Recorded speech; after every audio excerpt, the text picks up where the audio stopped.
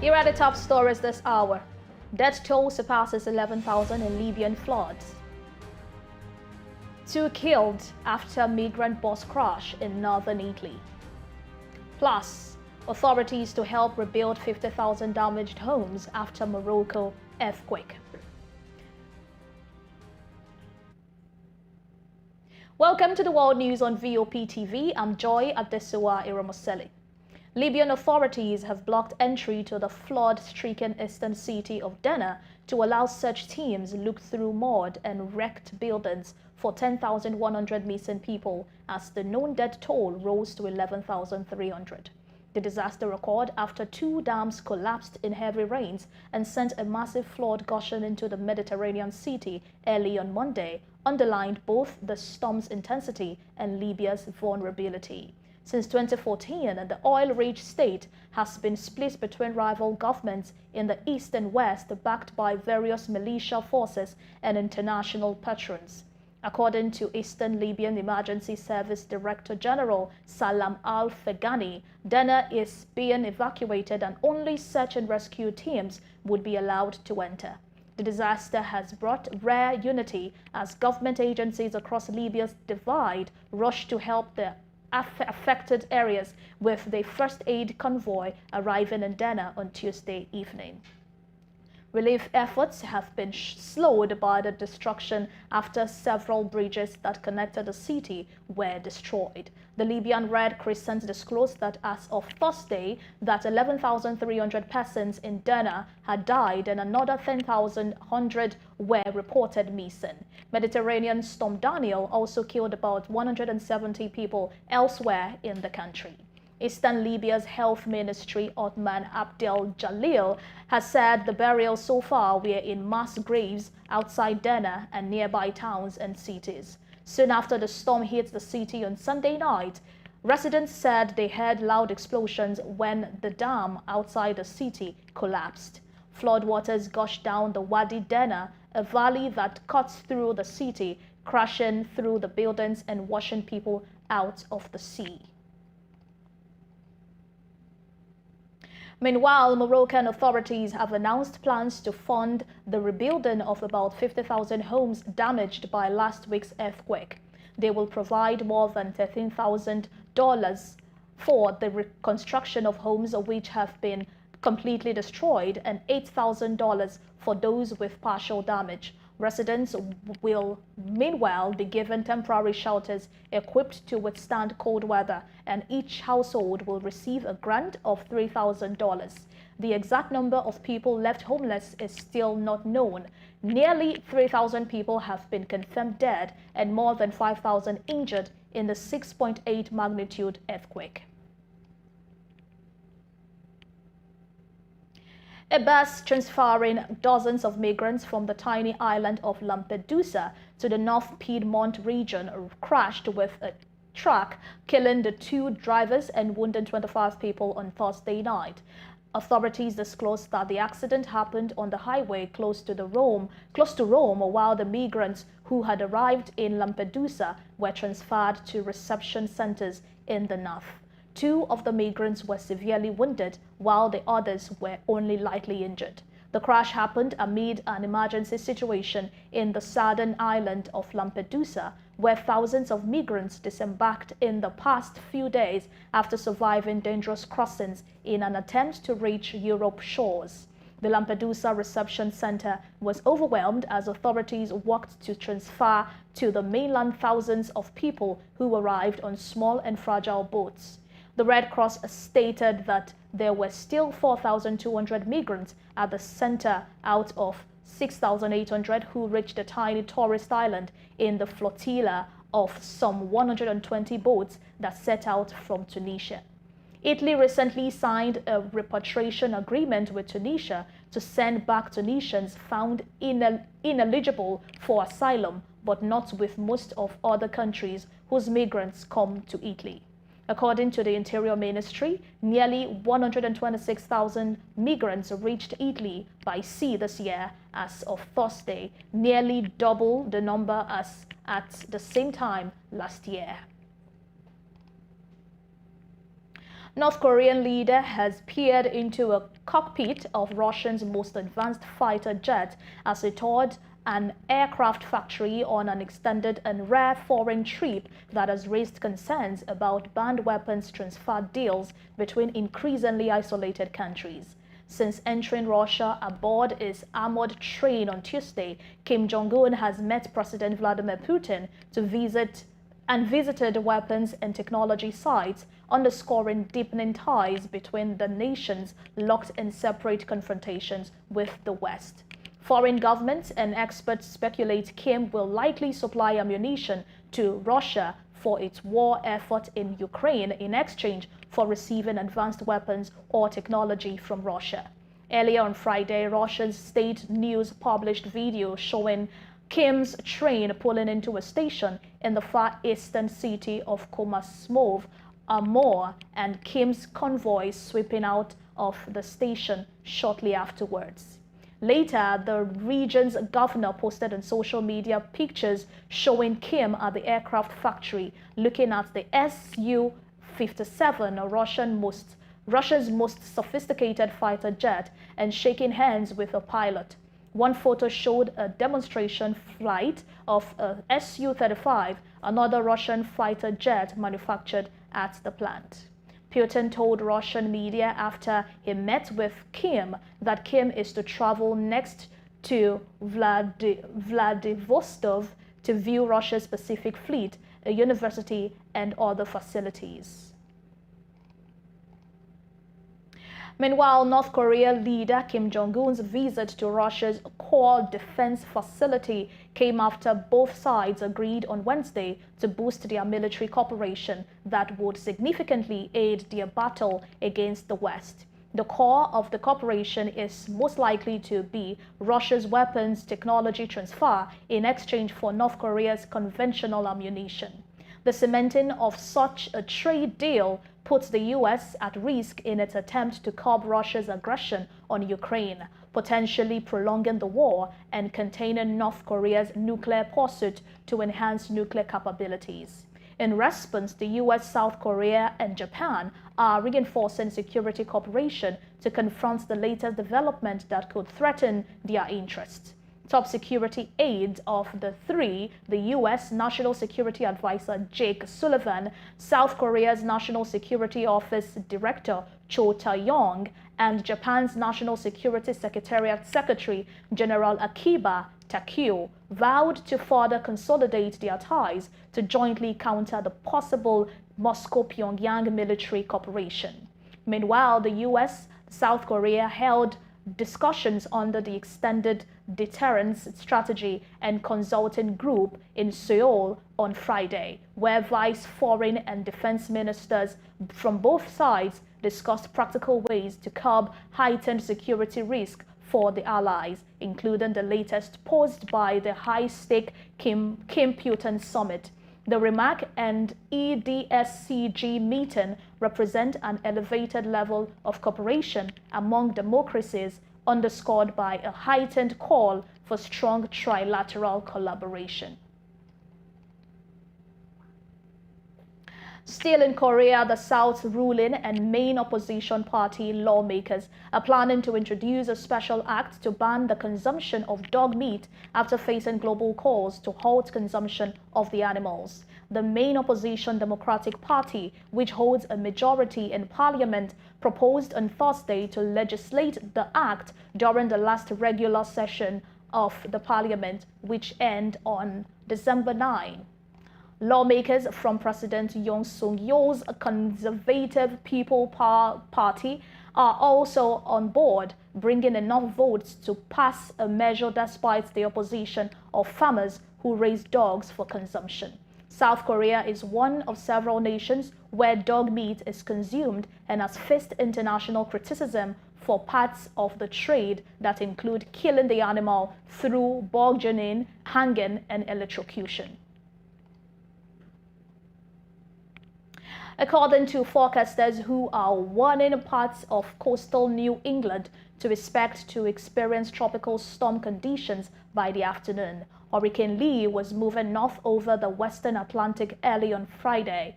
In its 5 a.m. update, the National Hurricane Center located Lee about 346 kilometers northwest of Bermuda and about 788 kilometers southeast of Nantucket, Mass. It was moving north at 26 kilometers per hour and carrying maximum sustained winds of 137 kilometers per hour, making it a Category 1 hurricane on the Saffir-Simpson hurricane wind scale. A tropical storm warning was in effect for Bermuda, the Massachusetts coast from Woodhull to Hull, Mata Vineyard, Nantucket, Westport northward to the U.S.-Canada border, and North Brunswick from the U.S.-Canada border to Fort Lawrence, as well as the coast of Nova Scotia from Fort Lawrence to Point Tupper. Hurricane watches were in effect for Petit Manan Point, Maine to the U.S.-Canada border, New Brunswick from the U.S.-Canada border to Point Lepreau, including Grand Manan Island and Nova Scotia from Digby to Medway Harbor. Beijing has stated that it is sanctioning two U.S. defense companies, Lockheed Martin and Northrop Grumman, over their roles in supplying arms to Taiwan. The United States Congress, under the Taiwan Relations Act, requires the supply of weapons to the self-governing democracy for its defense. U.S. administrations had done so through sales rather than direct aid, but in August, Washington was for the first time approved the direct U.S. military aid to Taiwan under an assistance program aimed at foreign government.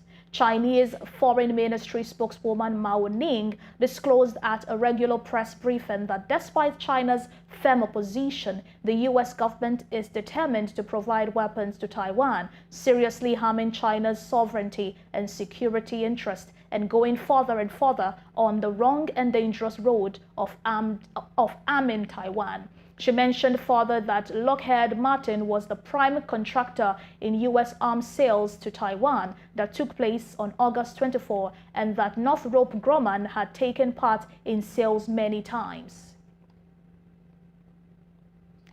Meanwhile, Chairman of the National People's Congress (NPC) Standing Committee met with Cambodian Prime Minister Hun Manet in Beijing on Friday. Zhao Leji spoke highly of good neighborliness and lasting friendship enjoyed by China and Cambodia. He told Hun Manet how China has unswervingly followed the whole process, people's democracy and a development path suited to China's national conditions. He stressed that China respects and supports the democratic path chosen by Cambodian people. The NPC is willing to work with the Cambodian National Assembly and Senate to implement the key consensus between the leaders of the two countries, strengthen exchanges of the two countries' legislative bodies at all levels, provide legal support for enhanced and fruitful Belt and Road cooperation, cement public support for generations of friendship,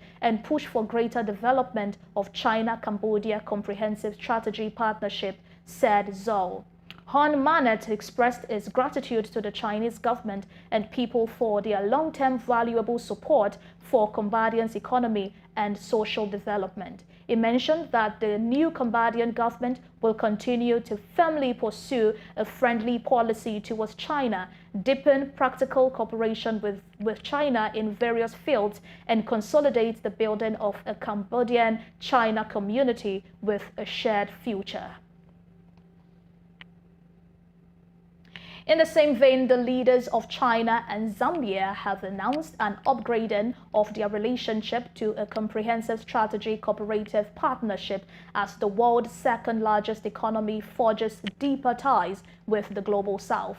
The development followed Chinese President Xi Jinping's meeting with Cambodian Prime Minister Hun Manet earlier in the day. It also came 2 days after China and Venezuela elevated their ties to an all-weather partnership during a state visit by President Nicolas Maduro. The trio of visiting leaders from Africa, Southeast Asia, and Latin America speak to China's growing role in those parts of the world. State banks have financed roads and other infrastructure projects, and Chinese companies have built factories, mines, hotels, and casinos. China has in turn won access to natural resources and diplomatic support from many global South countries on contentious votes at the UN and from combating in China territorial disputes with other Southeast Asian nations in the South China Sea. China's outreach to the global South has taken on greater geopolitical import as China seeks allies to push back against growing pressure from the United States and its partners on multiple fronts. The all-weather partnership with Venezuela is an even closer relationship that China has granted to only a handful of countries. It signals they will maintain close relations no matter what changes occur in the international situation. Development loans from China and others have saddled some countries, including Zambia, with unsustainable debt levels, sparking debt crises that threaten to stymie economic development. Ukrainian forces have recaptured a village in the country's east after intense battles with Russian troops as part of their counteroffensive. The village of Andriivka, about 7 kilometers south of the Russian-occupied town of Bakhmut in the eastern Donetsk region, is the latest gain for Kiev in a counteroffensive that has seen slow but steady gains by Ukrainian forces. The announcement of reclaiming Andriivka came early on Friday from the General State of Ukraine's armed forces. The 3rd Assault Brigade stated that it captured the village after surrounding the Russian garrison in Andriivka in what it described as a lightning operation and destroyed it over 2 days. It also described the capture of Andriivka as a breakthrough on the southern flank of Bakhmut and key to success in all further directions. Meanwhile, Ukraine has claimed multiple victories in its ongoing counteroffensive against Russian forces as its president prepares for a meeting next week with U.S. President Joe Biden that could prove influential in mustering international support for Kiev as it battles Russia's 18-month-old invasion. Multiple news outlets on Friday confirmed that Biden would meet with Ukrainian President Volodymyr Zelensky around UN General Assembly meetings in the United States next week. Both men are slated to address the 78th session of the UN gathering on September 19. Zelensky is expected to use his in-person appearance with US and world leaders to rally support and plead for advanced weapons and ammunition as Russia's full-scale invasion of Ukraine nears its 20th month. Mali's ruling junta has cancelled Independence Day celebrations planned for next week following a resumption of hostilities in the north. The Council of Ministers in a statement said the anniversary would be celebrated in sobriety and in the spirit of national revival. Junta leader Assimi Goïta ordered the government to allocate the funds planned for this year's festivities to help victims of recent deadly attacks. In accordance with this disclosure, the Council also discussed the possible mobilization of reservists to counter the military attacks, as insecurity is rising in the north and central region despite the deployment of Russia's Wagner Group mercenaries. The main Afghanistan-Pakistan land border crossing has reopened after being closed for 9 days following firing between guards on both sides on Friday. Thousands of travelers and hundreds of trucks laden with goods were left stranded last week by the closure of the Tokham border crossing. At the western end of the Fabul Kiba Pass. A security official in Tokham stated that talks between the two sides had resolved the issue that sparked the clashes. Spokesperson for Pakistan's foreign ministry and the Afghan authorities in Nangarhar province confirmed the reopening of the crossing. The commander of Sudan's paramilitary Rapid Support Forces (RSF) has threatened to form its own government with Khartoum as its capital if the army sets up an administration in the eastern city of Port Sudan. In a post on X, formerly Twitter, Lieutenant General Muhammad Habdam Dagalo, also known as Hemeti, said the RSF had shown great patience regarding the Boham's individual decision despite his illegitimacy, while referring to Army Chief Lieutenant General Abdel Fattah al-Burhan. The RSF leader's threat followed state media reports that the military-led government plans to build a presidential palace and the headquarters of its foreign ministry in Port Sudan in the Red Sea state. The city has been serving as the government's operating base since a deadly conflict broke out between the regular army and the RSF in Khartoum in mid-April. U.S. reaches agreement with Niger military leaders to restart drone crewed aircraft missions at 2 air bases. The United States military has resumed operations in Niger, flying drones and other aircraft out of air bases in the country more than a month after a coup halted activities, the head of Air Forces in Europe and Air Force Africa said. Since the July coup that removed President Mohamed Bazoum, the approximately 1,100 U.S. soldiers deployed in the West African country have been confined to their military bases. General James Hecker said on Wednesday that negotiations with the military rulers of Niger resulted in some intelligence and surveillance missions resuming. Hecker disclosed that the U.S. is flying both crewed and unmanned missions and that those flights resumed within the last couple of weeks. The Pentagon said last week that some U.S. forces were moved from Air Base 101 near the capital Niamey to another base, Airport 201 in Agadez. Agadez is located about 920 kilometers northeast of Niamey. The highest fuel prices in recent memory have been announced by Kenya's regulator, to the fury of many in the country. Overnight, the cost of petrol rose to about $1.40 per liter in the capital Nairobi, with the prices of different types of fuel rising by about 9% to 20%. The move comes despite countrywide protests in recent months against high living costs and the government's economic policies.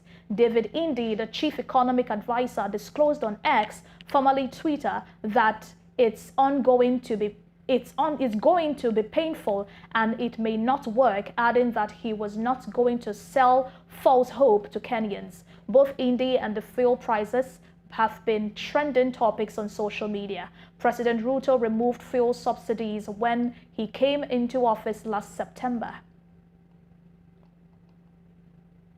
And finally, a human rights NGO has criticized Kenya's President William Ruto for failing to reduce human rights violations after it documented a more than twofold increase in abuses since the beginning of Mr. Ruto's presidency in September 2022. The Independent Medical Legal Unit, IMLU, in the past year stated that they have witnessed a wave of punitive policing during protests, extrajudicial executions, deaths in custody, deliberate torture of children, interference with investigative authorities, unconstitutional interference of the National Police Service, and other critical human rights violations. 482 cases of torture and related violations since last October, some 128 extrajudicial murders, and 3 enforced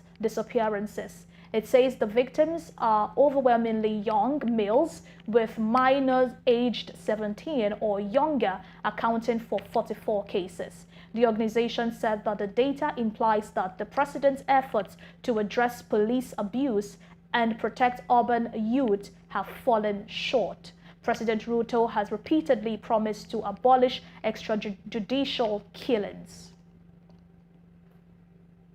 And that's it on World News on VOP TV. Many thanks for staying with us. I'm Joy Adesiwa Eramaseli. Good afternoon.